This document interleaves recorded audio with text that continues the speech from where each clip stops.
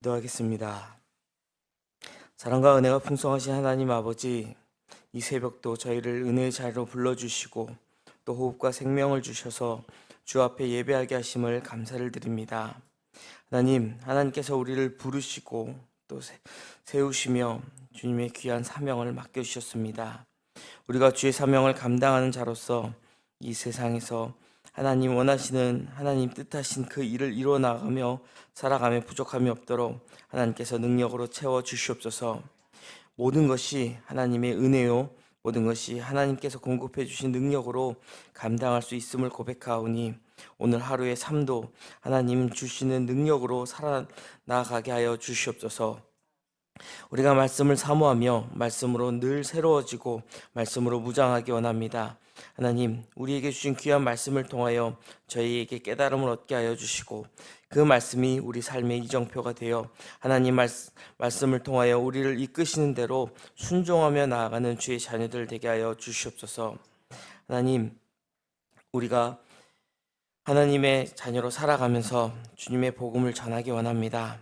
그러나 주의 복음을 전한다는 것이 얼마나 힘들고 어려운 일인지를 압니다. 나의 힘과 나의 능력, 나의 지혜로 되는 것이 아니라 성령 하나님의 인도하심이 강권적인 역사심이 있을 때에야 죽어가는 한 영혼이 하나님 앞으로 회개하고 돌아올 수 있음을 믿사오니 우리가 한 영혼 한 영혼을 기도로 중복해 하여 주시고 그 영혼을 하나님께로 인도할 수 있는 전도자의 삶을 살아가게 하여 주시옵소서. 하나님, 영화교회를 위하여 기도합니다. 하나님, 저희에게 귀한 사명을 맡겨주셨습니다. 이곳에 영화교회를 세워주셨고 하나님께서 이 교회에 귀한 사역을 맡겨주셨는데 저희가 그 사역을 잘 감당하고 있는지 우리가 스스로를 돌아보게 하여 주시옵소서. 하나님, 특별히 교회 건축으로 인하여 저희가 많이 위축되고 또 많이 불편한 임시처소에서 생활하고 있지만 하나님 맡겨주신 사역은 잘 감당하며 나아가기 원합니다. 우리가 어떠한 형편에 놓인다 할지라도 우리를 사용하시는 하나님께서 변함이 없으심을 믿고 하나님께서 우리를 사용하실 때에 그 모든 것을 이루신다라는 그 믿음을 갖고 나아가게 하여 주시옵소서. 허락하신 새 예배당 건축이 주님 뜻 안에서 아름답게 진행되게 하심에 감사를 드립니다. 많은 인원들이 헌신하며 세워나가는 이 건축물이 그저 하나의 건축물이 아니라 정말 아름다운 하나님의 성전으로 세워질 수 있도록 하나님 함께하여 주시옵소서. 모든 공사의 마무리 과정에서도 하나님께서 함께하여 주시고 또 사용 승인 신청에 있어서도 행정적인 절차에 있어서도 하나님께서 함께하여 주셔서 어려움 없이 모든 절차를 잘 통과하여 하나님 앞에 예배할 수 있는 처소가 완공될 수 있도록 하나님 함께하여 주시옵소서. 언제나 건축을 위하여 수고하는 건축위원장님과 또 모든 건축위원들에게 늘 힘과 지혜를 더하여 주셔서 마지막까지 기쁨과 감사함으로 맡기신 모든 사명 잘 감당케 하여 주시옵소서. 필요한 재정을 채우시고 특별히 건축으로 인하여 불편을 겪는 주변 이웃들에게도 하나님의 은혜와 평강이 가득 넘치게 하여 주시옵소서. 세우신 담임 목사님 또 부교육자들에게 주님께서 지혜와 힘을 더하여 주셔서 주님 맡겨주신 그 사역을 감당하며 조금도 부족함이 없도록 함께하여 주시고 하나님 앞에 충성된 종들로 서게 하여 주시옵소서. 많은 재직들을 세워주셨습니다. 각 부서와 교회 학교와 구역, 선교회 위에 모든 모임 가운데에 하나님의 섬김과 기쁨의 사랑을 부어주셔서 기쁨으로 섬길 때에 하나님 주신 은혜를 더욱더 깊이 체험하며 그 은혜를 차고 넘치게 나누는 일을 되게 하여 주시옵소서. 하나님, 우리의 다음 세대를 위하여 기도합니다. 하나님, 우리의 자녀들이 세상과 타협하지 않는 세대, 복음 위에 굳게 서는 세대가 되게 하여 주시옵소서. 정말 하나님을 알아갈 수 있는 시대가 되게 하여 주시옵소서. 학생의 때에 하나님을 만나고 하나님을 인격적으로 체험할 수 있는 은혜를 주셔서 하나님을 알고 하나님께서 주시는 비전을 품게 하여 주시옵소서. 우리 아이들이 정말 세상과 구별된 삶을 살아가기 원합니다. 그러기 위하여 우리 아이들 마음 가운데에 하나님의 말씀의 씨앗이 심겨지게 하여 주시고 그 말씀을 의지하고 살아나가는 우리 자녀들 되게 하여 주시옵소서. 하나님, 특별히 수능을 얼마 남지 않아 이제 떨리는 마음으로 이 마무리 준비를 하고 있는 수험생들이 있습니다. 하나님, 우리 자녀들 이 수험생 기간에 하나님을 더욱 가까이 하게 하여 주시고 하나님을 더욱 의지하게 하여 주시옵소서. 다음 주에 치러질 수능 시험까지 건강을 붙들어 주시고 지금까지 준비한 모든 것들을 하나님 잘 마무리하고 정리하여 그 시험을 통하여 하나님께 영광 올려드리는 우리 자녀들 되게 하여 주시옵소서. 군 복무 중인 자녀들이 있습니다. 또 해외 유학 출타 중인 자녀들이 있습니다. 하나님, 주의 자녀들 어디에 있든지 하나님께서 불꽃 같은 눈동자로 지켜 보호하여 주시고 특별히 추워진 날씨 가운데에 하나님께서 건강을 붙들어 주셔서 건강히 주님의 은혜 가운데 지내게 하여 주시옵소서. 하나님, 엘린부 어르신들에게도 영육간의 강건함을 허락하여 주셔서 추워진 날씨 가운데에도 건강 잃지 않고 하나님을 예배함에 부족함이 없도록 늘 강건케 하여 주시옵소서. 하나님, 우리 가운데 특별히 병중에 있는 성도들이 있습니다.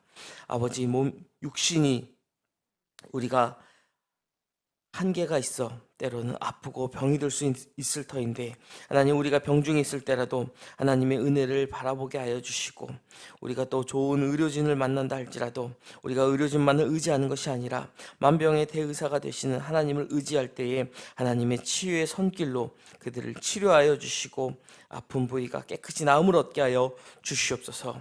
하나님, 이 나라 이 민족을 위하여 간구합니다. 이 나라 이 민족 가운데 하나님의 은혜를 부으셔서 이 나라 이 민족이 하나님의 은혜 가운데에 바로 서게 하여 주시옵소서. 회개의 영을 부으사 한국교회가 회개하고 하나님 앞에 바로 설 수 있는 교회들 되게 하여 주시옵소서. 세계 열방에 주의 말씀을 들고 흩어져 있는 선교의 동역자들 하나님께서 기억하여 주시고 복음이 닿지 않는 땅마다 하나님의 나라가 임할 수 있도록 저들을 사용하여 주시며 선교지에 필요한 물질과 재정 또 필요한 인력들을 채워주셔서 하나님의 사역이 많은 열매를 맺을 수 있도록 함께하여 주시옵소서. 하나님, 이 시간도 주의 말씀을 듣고자 이 자리에 왔습니다. 주의 말씀을 사모하며 나온 성도들 가운데에 하나님 친히 만나주시고 하나님께서 오늘 하루도 이 말씀을 통하여 새 힘을 얻게 하여 주시옵소서. 감사드리며 모든 말씀 우리 주 예수 그리스도 이름으로 기도드립니다. 아멘. 우리 계속해서 디모데후서 2장 말씀 함께 보도록 하겠습니다. 디모데후서 2장 14절로 26절까지의 말씀입니다.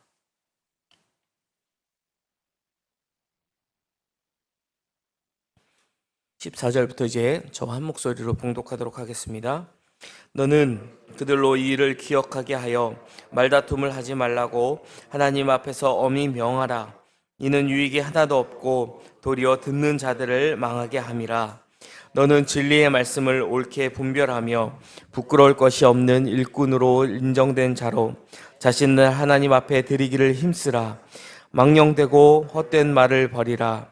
그들은 경건하지 아니함에 점점 나아가나니 그들의 말은 악성 종양이 퍼져나감 같은데 그 중에 후메네오와 빌레도가 있느니라. 진리에 관하여는 그들이 그릇되었도다. 부활이 이미 지나갔다 하므로 어떤 사람들의 믿음을 무너뜨리니라.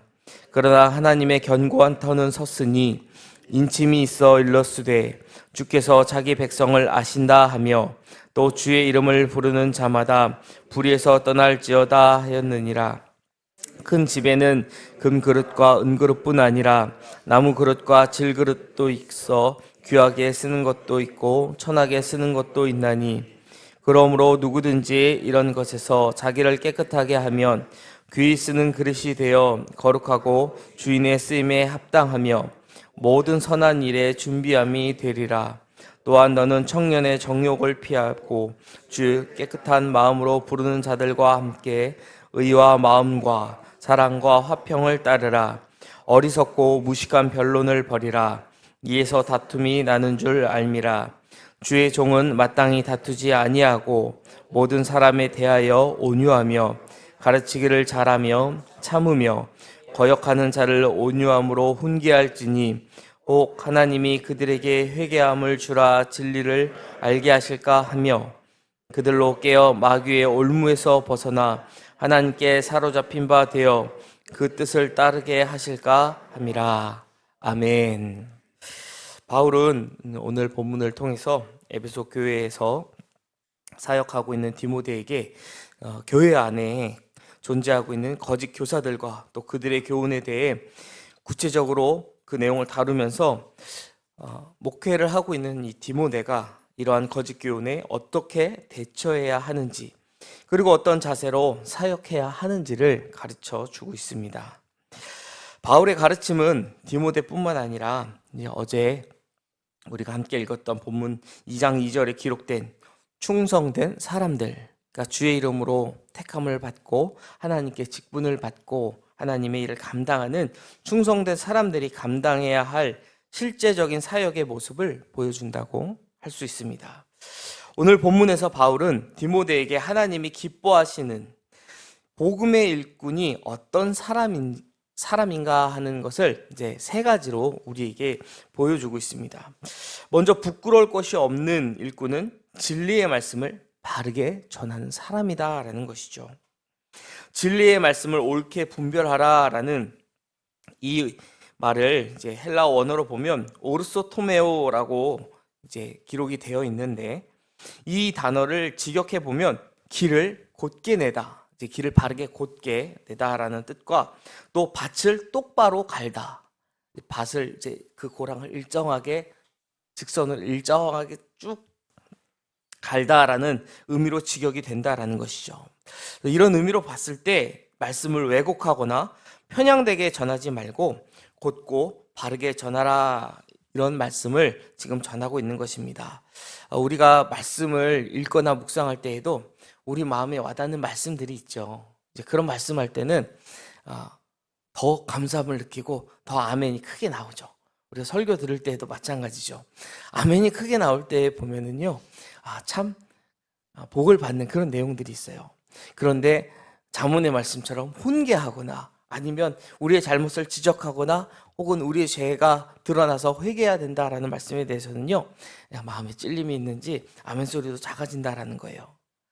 이렇게 말씀을 받을 때도 그렇지만 또 우리가 믿음으로 장성하여 다른 사람에게 복음을 전하고 가르쳐야 되는 입장이 됐을 때 이 성경을 해설할 때에 한편으로는 정확하게, 또 다른 한편으로는 분명하게, 그러니까 좌우로 치우치지 말고 가르치라라는 말씀을 지금 분명히 하고 있습니다. 반대로 18절에 등장하는 거짓 교사들은요, 표적이 빗나간 화살처럼 진리에서 벗어나서 듣는 이의 마음을 무너뜨리는 악성 종량과 같은 자들이다라고 바울은 설명하고 있습니다. 그러니까 주님께서 주신 복음에서 벗어났다라는 것이죠. 우리는 이런 이들을 이단이라고 이야기합니다. 끝이 다르다는 거죠. 하나님의 복음, 예수 그리스도께서 전해주신 천국의 비밀인 것 같은데 뭔가 듣다 보면은 성경의 말씀하고 조금 다르다라는 것을 알 수가 있어요. 우리가 이런 것을 잘 분별하기 위해서 꼭 갖춰야 될 부분이 있다라고 한다면 그것은 바로 하나님께서 우리에게 주신 이 복음을 우리가 늘 주야로 묵상해서 이 말씀에 정통할 필요가 있다라는 것이죠. 말씀을 바로 알아야, 그러니까 비교할 수 있는 견본, 원본이 정확해야지 사본을 비교할 때 이 사본이 뭐가 잘못됐다라는 걸 알 수 있겠죠. 그래서 우리는 그렇게 잘못 전하는 자들, 그런 자들이 정말 악성 종량과 같이 사람들의 마음에 오히려 아픔을 주고 그리고 그 마음이 무너지는 그런 말씀을 전하고 있다라는 것을 깨달을 수 있어야 됩니다. 뿐만 아니라 오늘날에도 이 말씀보다 더 이렇게 발전된 것 같은, 더 많이 연구된 것 같은 철학이나 과학, 인문학의 이론들로 이 가득 차 있는 가르침을 듣다 보면은요, 그 말이 또 듣다 보면은 맞는 것 같기도 합니다. 옳은 말인 것 같기도 해서 이 교회를 약하게 만들 수 있다라는 것이죠. 그러나 복음의 일꾼은 바른 말씀을 똑바로 전함으로써 사람들이 믿음의 길을 잘 걸어갈 수 있도록 돕는 사람들입니다. 우리가 말씀을 전할 때에 반드시 기억해야 될 것이 있다면 이 복음은 하나님이 주신 말씀이라는 거예요. 내가 내 생각을 정리해서 전하는 것이 아니라 하나님께서 많은 사람들의 손을 통해서 기록하셔서 지금까지도 내려올 수 있도록 전해주셨다. 즉 하나님의 완전한 말씀이라는 것이죠. 내용이 완전하다라는 거예요. 내 말주변이 좀 없어도 완전한 내용을 전하면 성령 하나님께서 완전히 역사하셔서 그 영혼을 구원시키실 수 있다라는 사실을 우리는 기억하고 또 반드시 믿어야 할 것입니다. 그렇게 우리는 이 복음이 하나님께서 주신 말씀이다라는 것, 그리고 이 복음에는 부족함이 없다. 복음이면 다다. 이거면 완전하다라는 뜻을 가지고 이 말씀을 똑바로 전할 수 있어야 할 것입니다. 다음으로 바울은 귀하게 쓰이는 그릇은 자신을 정결케 하는 사람이라는 것을 전하고 있습니다. 바울은 오늘 말씀에서 이 교회를 큰 집으로 비유하고 있죠. 그리고 성도들을 그 안에 있는 그릇으로 비유하고 있습니다. 그릇에는 금과 은으로 만든 귀한 그릇들도 있습니다. 그리고 또 때로는 나무나 질그릇 같은 싸구려 그릇도 있다라는 것이죠. 이스라엘 그 풍습 가운데 보면은요, 결혼할 때 사용한 질그릇을 사용하면은 바닥에 깨는 그런 풍습이 있습니다. 그러니까 귀하게 여기지 않는 거겠죠. 근데 반대로 금이나 은그릇은 특별할 때에 우리가 성전의 기구들도 금으로 다 쌓고 금으로 쳐서 만들고 또 귀한 것이라는 그런 증표로 사용되기도 하고요. 성전이 아니라 집이라 할지라도 금이나 은처럼 귀하게 만든 그릇들이 있다라는 겁니다. 금그릇, 은그릇, 귀한 그릇은 잘 보관을 하죠. 잘 닦아서 보관을 합니다. 근데 집에서 이렇게 사용하는 그릇들을 떠올려 보시면 내 손에 잘 이렇게 익은, 잘 사용하는 그릇들이 또 있어요. 귀한 그릇은 알지 모르겠지만 자주 사용하는 그런 그릇들이 있어요. 금그릇이나 은그릇처럼 귀한 그릇도 이렇게 자주 사용하는 그릇, 공통점이 있는데 뭘까요? 주인이 깨끗하게 잘 닦는다는 거예요. 귀한 그릇이니까 잘 닦아서 먼지 앉지 않게 잘 보관을 하겠죠. 또 자주 쓰는 그릇은 자주 사용을 해야 되니까 깨끗하게 설거지하고 잘 닦아서 잘 보관을 한다라는 겁니다. 주인의 손에 사용되는 그릇은 깨끗하다라는 공통점이 있다라는 것을 바울은 전하고 있다라는 것이죠. 하나님께 쓰임받는 그릇 역시 깨끗한 그릇이다라는 것을 전하려고 하는 것입니다. 이 정결함은 단지 외적인 경건이 아니라 거짓 가르침과 세속적 욕망에서 벗어나서 진리와 거룩함을 추구하는 그 내면의 상태를 의미하고 있다라는 것을 바울은 오늘 말씀을 통해 전하고 있습니다. 아무리 능력이 뛰어나고 그의 능력이 아무리 출중하다 할지라도 그 내면이 깨끗하지 않으면 하나님은 그 사람 사용하지 않는다라는 거예요. 그런 사람 사용하면은요, 교만이 싹 트여서 꼭 문제가 생긴다라는 것이죠. 어떤 목사님이 자기는 형제들 중에 제일 머리도 나쁜 것 같고 다른 형님들은 머리도 좋고 그런데 왜 저 같은 자를 부르셔서 주의 종 삼으셨는지 저는 이해가 되지 않습니다. 그랬더니 나이 많으신 이제 은퇴하신 의사였던 장로님이 빙그레 웃으시면서 그 젊은 목사님한테 그렇게 위로를 하셨대요. 똑똑한 사람 세우면 교만해집니다. 하나님의 은혜로 쓰임 받아야지 하나님의 영광이 드러나지 않겠습니까? 하나님께서 사용하신다는 믿음만 갖고 주의를 감당하십시오. 그 말이 그렇게 위로가 됐다라는 그 간증을 들은 적이 있어요. 하나님께 쓰임 받는 사람들은 마음이 깨끗해야 된다는 것을 우리는 기억해야 합니다. 그렇다면 바울이 말하고 있는 것, 이 자기를 깨끗하게 한다라는 것, 과연 무엇을 의미할까요? 바울은 본문 22절에 청년의 정욕을 피하라라고 말씀하고 있습니다. 청년의 정욕을 피하라. 이것은 단지 성적인 욕망뿐만 아니라 우리 마음속에는 이기심이나 교만, 다툼의 본성 등 모든 미성숙한 욕망을 포함하면서 이런 것들을 피하라고 전하고 있는 것이죠. 그리고 동시에 의와 믿음과 사랑과 화평을 따르라고 권면하고 있습니다. 우리가 때로는 악한 대적에게 맞서 싸워야 할 때가 있을 겁니다. 그런데 때로는 지혜롭게 그 상황을 피해야 할 때도 있다라는 것이죠. 피해야 할 때는 확실하게 피할 수 있고 도망쳐야 하고 또 따라야 할 것은 우리가 확실히 따르며 아무리 그 따르는 길 가운데 어려운 상황, 고난을 만난다 할지라도 그 믿음을 붙잡고 따라갈 수 있는 태도가 필요하다라는 것입니다. 그러한 태도가 귀한 그릇의 삶이라고 바울은 말씀하고 있는 것이죠. 마지막으로 주의 종은 다투지 않고 온유한 태도로 사람의 마음을 세우는 사람이라는 것입니다. 온유한 태도가 얼마나 중요한지에 대해서는 이 성경에서 지도자들을 통하여 잘 전달하고 있습니다.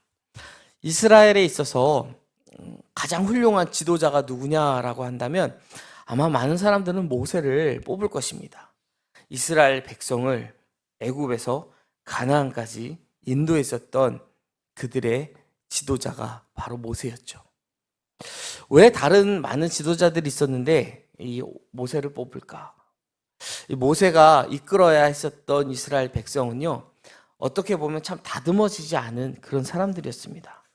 우리가 출애굽기, 레위기, 민수기를 보면은 출애굽에서부터 애굽에서 나와서부터 그리고 가나안에 도착할 때까지 수많은 어려움들이 그 광야 생활 가운데 그들을 덮쳐왔다라는 사실을 잘 알고 있죠.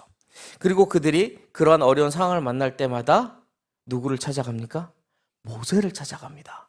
그리고 모세에게 불평을 하죠. 우리가 죽을 데가 없어서, 매장할 데가 애굽에 없어서 우리를 끌고 나와서 여기서 죽이려고 하느냐부터 시작해서 마실 물이 없다, 먹을 것이 없다, 굶겨 죽일 거냐, 앞에 홍해가 있다, 뒤에 애국 군대가 쫓아온다, 사사건건 쫓아와가지고 모세를 못 살게 굴었습니다. 근데 모세는 어떤 사람입니까? 하나님께서 민수기 12장에 모세를 평가하시기를 이 사람 모세는 지면의 모든 사람보다 그 온유함이 더 승하더라, 더하더라. 온유한 사람이라고 평가한 사람입니다. 물론 너무 화가 나서 십계명 돌판을 하나님 친히 손수 적어주신 그 돌판을 집어 던져서 깨는 혈기를 보이기도 했고, 무리바에서 반석을 지팡이로 내리쳐가지고 하나님께 꾸지람을 듣기도 했지만, 그 모든 것을 인내하면서 그 백성을 인도할 수 있었던 것은 그에게 온유함이 있었기 때문이라는 것이죠. 바울은 복음의 일꾼이 진리를 가르칠 때 다투거나 공격적으로 대하지 말고 온유함과 인내로 사람을 대하라고 가르치고 있습니다.